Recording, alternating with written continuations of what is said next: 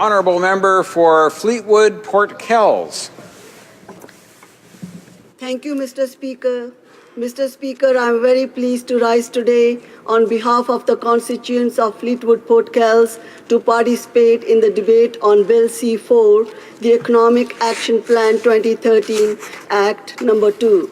The Act implements key measures from Economic Action Plan 2013 as well as certain previously announced tax measures to help create jobs, stimulate economic growth, and secure Canada's long-term prosperity. Mr. Speaker, our government remains focused on the number one priority of my constituents and of people right across Canada, and that is jobs. The measures contained in Bill C-4 reflect that priority and include support for job creators, such as extending and expanding the hiring credit for small businesses, which will benefit an estimated 560,000 employers, freezing employment insurance premium rates for 3 years, leaving $660 million in the pocket of job creators and workers in 2014 alone, increasing the lifetime capital gains exemption to $800,000 and indexing the new limit to inflation, expanding the accelerated capital cost allowance for clean energy generation equipment to include a broader range of biogas production equipment and equipment used to treat gases from waste.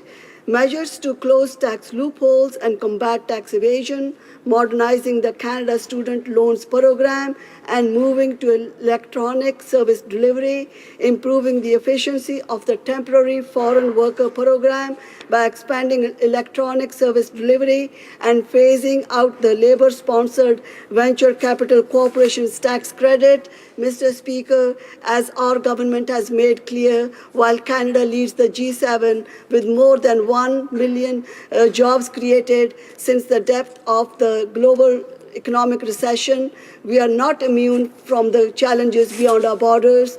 We can afford to become complacent by implementing the measures from Economic Action Plan 2013. Our government is helping to create jobs and opportunities for Canadians and grow Canada's economy. Canada's Economic Action Plan 2013 demonstrates our government's continued support, strong support for British Columbia through record federal transfer support for hospitals, for schools, and other critical services, totaling over $5.9 billion in 2013-14. This transfer support represents an increase of nearly $2 billion since the former federal Liberal government. Already there has been unprecedented federal investment in BC's lower mainland, in Surrey, and into British Columbia communities under this Conservative government, impacting nearly every aspect of the lives of hardworking families. We are making a real difference in the everyday lives of Surrey residents. In total, our government has spent over $1.56 billion on local projects since 2006. This includes the new RCMP headquarters, the Surrey-Fraser Perimeter Road, and new Surrey Library, among others. I have personally made dozens of federal funding announcements totaling over $40 million. Some are the result of the Economic Action Plan, while others are through the Pacific Gateway Project of Building Canada Fund. Regardless of where the money comes from, it is resulting the local jobs, local opportunities, and local facilities for my constituents and Surrey residents. So it's all about helping hardworking families, helping the unemployment, seniors, and youth in our communities. In recent months, I've had the pleasure of delivering over $250,000 for the Surrey YMCA, over $110,000 for the Surrey Sport and Leisure Complex, nearly $180,000 for the Newton Way Pool, over $200,000 to improve water quality and at 4 Surrey community facilities, $350,000 to aid Sophie's Place and protect child victims of crime, and nearly $400,000 for 42 projects to allow for the summer employment of students. Mr. Speaker, it is all about improving our communities, creating jobs, and stimulating the economy. Bill C-4 contains measures that will not only create jobs but also keep government spending in check so that we can return the budget to balance. Budget 2013 has our government on track to balance the budget on schedule. In 2015-16, from 2006 to 2008, our government paid down almost $37 billion in debt, bringing Canada's federal debt to GDP ratio to its lowest level in nearly 30 years. This placed Canada in a very strong position to weather the global recession. Whether the recession hit, we made a deliberate decision to run temporary deficits to protect the Canadian economy. And that plan worked, with over 1 million net new jobs being created since July 2009. At the same time, we committed to return to balanced budgets over the medium term. We ended temporary stimulus as planned. We controlled government spending. We eliminated wasteful and inefficient spending.